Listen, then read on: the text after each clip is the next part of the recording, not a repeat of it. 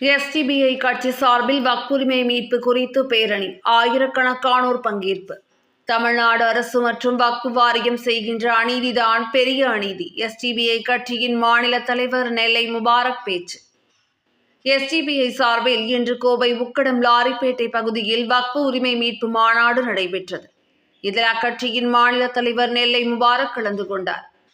மேலும் பல்வேறு மாவட்ட தலைவர்கள், நிர்வாகிகள் கலந்து கொண்டனர். முன்னதாக வக்பு உரிமை மீட்பு குறித்து பேரணி நடைபெற்றது. கரும்புக்கடை பகுதியில் இருந்து துவங்கிய இந்த பேரணியானது உக்கடம் லாரிப்பேட்டை மாநாடு திடலில் முடிவடைந்தது. இதில் குழந்தைகள், பெண்கள் உட்பட ஆயிரக்கணக்கானோர் கலந்து கொண்டனர். இந்நிகழ்வில் சிறப்புரையாற்றிய நெல்லை முபாரக், கோவையில் இந்த மாநாடு துவங்கியது வெற்றிக்கு அச்சாரமாக விளங்குவதாக தெரிவித்தார். சங்கிகளுக்கு அறிவில்லை என்பது உலகத்திற்கே தெரிந்த விஷயம் எனவும், அண்டை மாநிலத்திலாவது கொஞ்சம் அறிவு இருக்கும், ஆனால் தமிழ்நாட்டில் இல்லை என விமர்சித்த அவர், அண்டாவை திருடி தின்பவர்கள் என கூறினார். பிலால் ஹாஜியார் என்பது பெயர் அல்ல, ஒடுக்கப்பட்ட சமூகங்களின் அடையாளம் என கூறிய அவர், தமிழகம் முழுவதும் அந்த பெயரை வைக்க வேண்டும் என ஆசைப்படுவதாக தெரிவித்தார். இந்த வக்பு சட்டம் என்பது ஒரு இறை இல்லத்தை பாதுகாக்கின்றது மட்டுமல்ல, இந்து, கிறிஸ்டியன், முஸ்லிம்களின் நம்பிக்கையை பாதுகாக்கின்ற மாநாடு என தெரிவித்தார். இந்தியாவில் இராணுவம், ரயில்வே துறைக்கு பிறகு 8 லட்சம் ஏக்கர் நிலங்களை நாங்கள் வைத்துள்ளோம். அதில் ஒரு அங்குலத்தை கூட தர முடியாது என தெரிவித்தார்.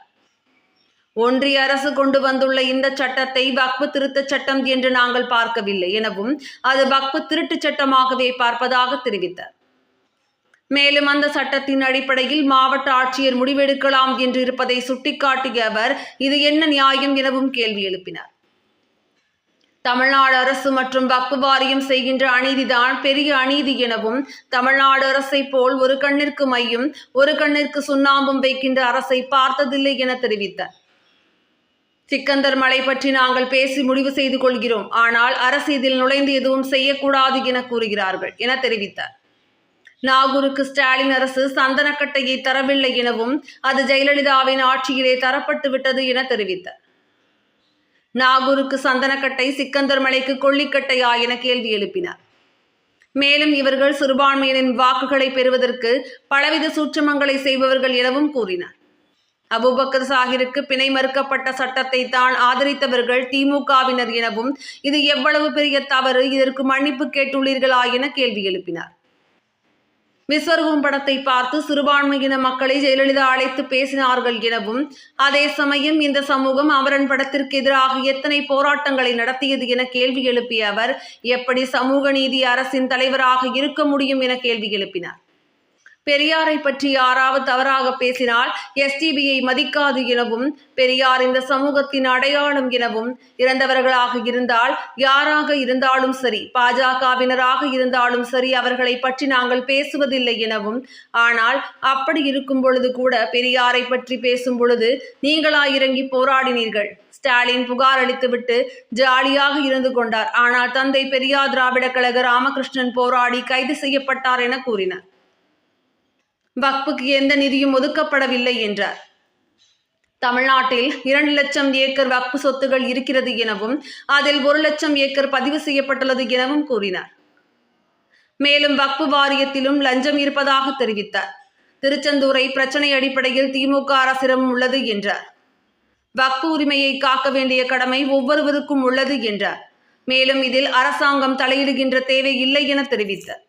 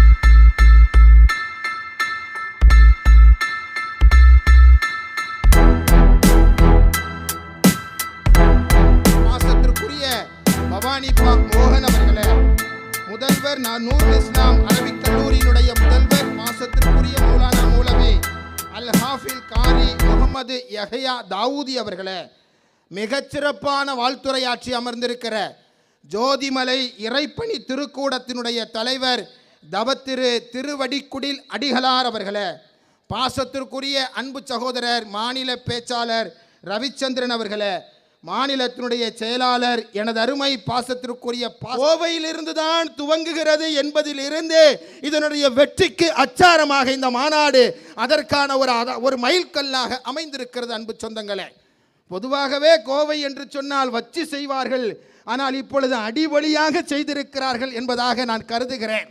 ஏனென்றால் வக்ஃபு மாநாடு என்று சொல்லி இத்தனை ஒரு மாத காலம் இத்தனை மாநாடுகளோடு இத்தனை ஜமாத்து சந்திப்புகளோடு இத்தனை பெரிய மக்கள் திரளோடு எனது அருமை சகோதரிகள் கொட்டுகிற மலையிலும் கூட கை குழந்தைகளோடு நிற்கிற இந்த போராட்டத்தை பார்க்கும் பொழுது தமிழகத்திலே யாரும் இப்படி ஒரு போராட்டத்தை நடத்திடவில்லை. இது CAA NPR NRC போராட்டத்தை இதே லாரிப்பேட்டையில் பேசிய அந்த நினைவுகளை எனக்கு தருகிறது. ஒரு இஞ்சு கூட நான் நகரமாட்டேன் என்று சொன்ன அமித்ஷாவுடைய உள்ளத்தை ஒரு அடி அல்ல 1 கிலோமீட்டர் நகர்த்தி அதனை அமல்படுத்தாமல் தடுத்த மாபெரும் ஜனநாயக சக்திகளுக்கு சொந்தக்காரர்கள் என்பதை இந்த தருணத்திலே நான் நினைவு கூறுவதற்கு நான் கடமைப்பட்டிருக்கிறேன். அன்பிற்கினிய அன்பு சொந்தங்களே, என்னுடைய தொண்டை ஒத்துழைக்க மறுக்கிறது. ஆனாலும் கூட கோவை மக்கள் செய்கிற தொண்டை வாழ்த்த வேண்டும் என்பதற்காக வேண்டித்தான் இன்றைக்கு இத்தனை நெருக்கடிக்கு மத்தியிலே உங்களது உள்ளத்தை பார்த்தவுடனே என்னுடைய தொண்டையெல்லாம் விரிவடைந்து விட்டது மட்டுமல்ல, என்னுடைய உள்ளமும் கூட இன்றைக்கு விரிவடைந்திருக்கிறது. இந்த சந்தோஷம் போதும் எத்தனை பெரிய போராட்டங்களையும் நடத்துவதற்கு இது மட்டுமே காரணமாக அமையும் என்கின்ற சந்தோஷம் எனக்கு இருக்கிறது. அன்பிற்கினிய அன்பு சொந்தங்களே, இன்றைக்கு எனக்கு முன்பாக பேசுகிற எல்லோரும் பிலால் ஹாஜியாரினுடைய பெயரை பேசி சென்றிருக்கிறார்கள். ஆரம்ப காலத்திலே கட்சியினுடைய துவக்க காலகட்டத்திலே நான் மாநில பொதுச் செயலாளராகவும் மரியாதைக்குரிய மர்ஹூம் பிலால் ஹாஜியார் அவர்கள் துணைத் தலைவராகவும் நாங்கள் இருவரும் பயணப்பட்ட நினைவுகள் என்னை வந்தடைகிறது. அவர் சொல்லி காட்டுவார், முபாரக் பாய் எதுக்கும் நம்ம பயப்பட வேண்டாம், அல்லாஹ் எழுதிட்டான், அது என்ன நடக்குமோ அதை தவிர வேற ஒன்றும் நடக்காது, என்ன நடந்தாலும் அதை பற்றி கவலைப்பட மாட்டேன் என்று சொன்ன 80 வயதிற்கும் அதிகமாக தன்னுடைய உள்ளத்தை இந்த பாதையிலே நடத்தி கொண்டு சென்றவருடைய பெயரைத்தான் வைத்திருக்கிறோம். காவல்துறை இடத்தில் போய் அவர்கள் எல்லாம் சொன்னார்களாம், அவர்களுக்கு சங்கிகள் அவர்களுக்கு அறிவில்லை என்பது உலகத்திற்கே தெரிந்த விஷயம். கொஞ்ச நஞ்ச அறிவு பக்கத்தில் இருக்க மாநிலத்துக்காரனுக்கு இருக்கும், தமிழ்நாட்டில் இருக்கிற யாருக்கும் இல்லை. அவர்கள் பீஃப் அந்த அண்டாவை கூட திருடி தின்பவர்கள், அதில் நமக்கு எந்த மாற்று கருத்தும் இல்லை. எங்கே அறிவு இருக்க போகிறது? அவர்கள் போய் சொன்னார்களாம், இது அரசாங்கத்துடைய நிலம், இது அரசாங்கத்துடைய நிலம், இதற்கு பிலால் ஹாஜியார்னு பேர் வச்சா இனி பிலால் ஹாஜியார்னே இந்த திடல் அழைக்கப்பட்டு விடும் என்று சொன்னார்களாம். கொஞ்சம் கூட போலீஸ் ஸ்டேஷன் வாசலில் போய் போலீஸ் ஸ்டேஷனுடைய இன்ஸ்பெக்டர் பேரை சொல்லி அழைத்து விட்டால் இனி இருந்த அந்த போலீஸ் ஸ்டேஷன் அவருடைய பெயரிலேயே அழைக்கப்படும் என்பதாக அர்த்தம் என்பதை போல அவர்கள் சொல்லி இருக்கிறார்கள். நான் நினைச்சு பார்த்தேன், கோயம்புத்தூருடைய காவல்துறை நல்ல அறிவார்ந்த காவல்துறை தானே, அந்த சங்கிகளுக்கு 2 போட்டு போங்கய்யா வேலையை பார்த்துட்டு எங்களுக்கு நிறைய வேலை இருக்கு என்று சொல்ல வேண்டியவர்கள் அதை கூட எங்களிடத்தில் சொல்லுகிறார்கள். நினைத்து ஸ்காட்லாந்து யார்டுக்கு இணையானவர்கள் எங்களது காவல்துறை என்று எல்லா கூட்டத்திலையும் பெருமையோடு நான் சொல்லுகிறேன். தயவு செய்து இதை முதலும் கடைசியுமாக நம்முடைய காவல்துறை வைத்து கொள்ளட்டும் என்பதை மட்டும் நான் சுட்டிக்காட்டிவிட்டு தமிழ்நாடு முழுவதும் பிலால் ஹாஜியாருடைய பெயரை வைக்கப் போகிறோம் என்பதாக சொல்லி நபவி அவர்கள் சொல்லி காட்டினார்கள். அது ஒன்றும் குறைவான பெயர் அல்ல, நம்முடைய அடையாளம். பிலால் ஹாஜியார் என்பது பெயர் அல்ல, அது ஒடுக்கப்பட்ட சமூகங்களுடைய அடையாளம். எனவே அப்படிப்பட்ட பெயரையே தமிழகம் முழுவதும் வைக்க வேண்டும் என்று சொல்லி நானும் ஆசைப்படுகிறேன். எல்லாம் வல்ல இறைவன் அவருடைய நற்காரியங்கள் எல்லாம் அங்கீகரிப்பானாக, அவருக்கு உயர்ந்த சுவனத்தை தருவானாக என்று என்னுடைய உள்ளம் இன்றைக்கு இறைஞ்சுகிறது. அன்பு சொந்தங்களே, இப்படிப்பட்ட நிலையில தான் இந்த மாநாடு இப்பொழுது துவங்கி இருக்கிறது. 2 கோரிக்கைகளுக்காக இப்பொழுது நடைபெற்று கொண்டிருக்கிறது. இந்த 2 கோரிக்கைகளும் நம்முடைய வாழ்வாதார கோரிக்கை, சாதாரண கோரிக்கை அல்ல, வாழ்வாதார கோரிக்கையாக இருக்கிற காரணத்தினால்தான் மழை பெய்தாலும் பரவாயில்லை, எஸ்டிபி தலைவர்கள் மேடையில் இருந்து தலைவருடைய குரலை கேட்கட்டும் என்று சொல்லி நம்மளை எல்லாம் தனியாக விட்டுட்டு நம்ம சகோதரிமாரெல்லாம் போவதற்கு தயாரில்லை என்பதனுடைய அர்த்தமே என்னவென்றால், இது எங்களது உரிமை போராட்டம், வெற்றி அல்லது வீர மரணம் என்று சொல்லுவதை தவிர நாங்கள் முன்னால் ஒரு அடி எடுத்து வைத்தால் ஒருபொழுதும் நாங்கள் பின்னால் வரமாட்டோம். தமிழகத்திலிருந்து துவங்கி இருக்கிற இந்த போராட்டம் இந்தியா முழுவதும் நடக்கும். இந்தியா முழுவதும் நடக்கும் என்று சொன்னால் இந்தியா முழுவதும் வக்ஃபு சட்டம் இல்லாமலாக்கப்படும் என்பது மட்டுமல்ல, பாசிச சங்க பரிவார சக்திகள் இந்த அரியணையிலிருந்து அகற்றப்படுகிற காலமாக அந்த காலம் இருக்கும் என்பதையும் சேர்த்து நான் இறை சிந்தனையோடு சொல்லிக் கொள்வதற்கு நான் கடமைப்பட்டிருக்கிறேன். அன்பார்ந்த அன்பு சொந்தங்களே, இன்றைய நாள் என்ன நாள் தெரியுமா? ஏறத்தாழ 1.25 வருஷமாக 35,000த்திற்கும் அதிகமான தன்னுடைய உயிர்களை இழந்து பலஸ்தீனிலே பேராலயம் அக்ஸாவை காப்பதற்காக வேண்டி குடும்பமாக கூட்டமாக ஏறத்தாழ 1.25 வருடம், 1.25 வருடம் அல்ல 75 ஆண்டுகள், ஆனால் கடந்த 1.25 வருடமாக மிக மோசமாக கொத்தாக கொல்லப்பட்டு கிளஸ்டர் பாம்ஸால் கொல்லப்பட்ட பலஸ்தீனுடைய தியாகிகளுடைய இன்றைக்கு வெற்றியினுடைய நாளாக உலகத்தினுடைய வரலாறு இன்றைக்கு பதிவு செய்து கொண்டிருக்கிறது. என்ன வெற்றியினுடைய நாள்? அதாவது கிரேட் இஸ்ரேல் என்று சொல்லுகிற மிகப்பெரிய மமதையில் பேசிய அந்த யூத பயங்கரவாதிகளுடைய திட்டத்திற்கு தன்னுடைய தியாகத்தினால் பலஸ்தீன முஸ்லிம்கள் பதிலளித்த நாளாக இந்த நாள் இருக்கிறது.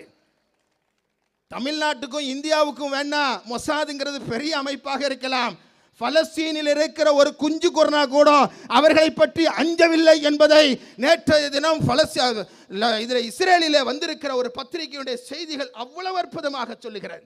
நாம் ஏவுகிற ஒவ்வொரு ஏவுகணைக்கும் அவர்கள் பயந்து ஓடவில்லை. நாம் மஸ்ஜித் அக்ஸாவிற்குள் உள்ளே வரக்கூடாது என்று நாம் கண்களை வைத்து தடுத்தால் அவர்கள் கண்களை வைத்தே நம்மை வீழ்த்தி விட்டு செல்லுகிற கூட்டங்களாக இருக்கிறார்கள். இறுதியிலே அந்த பத்திரிகை அந்த வெற்றியை பற்றி எழுதும் பொழுது எழுதியது 35,000த்திற்கும் அதிகமானோர் உயிர் சிந்திய போராட்டம், லட்சக்கணக்கானோர் தன்னுடைய உடல்களை இழந்த போராட்டம். ஆனாலும் கூட 1 வருஷமோ 2 வருஷமோ அல்லது 10 வருஷமோ நாம் இஸ்ரேல் என்கிற நாட்டை நாம் நடத்தலாம். ஆனால் 10 வருஷம் ஆனாலும் கூட பலஸ்தீனிலே இருக்கிற அடுத்த தலைமுறைக்கு நாம் பதில் சொல்ல வேண்டிய, கணக்கு காட்ட வேண்டியவர்களாக நாம் மாறுகிற ஆபத்து இருக்கிறது என்பதை பற்றி அந்த பத்திரிகை எழுதுகிறது. எதை பற்றியும் பயப்படாத சமூகமாக இருக்கிறது. மாஸ்டர் மார்க் அதை வலுப்படுத்துகிறார். நாம் எல்லோரும் சேர்ந்து அதற்கு கரம் கொடுக்கிறோம். எனவே எல்லோருமாக சேர்ந்து இந்த போராட்டத்தை முன்னெடுப்போம்.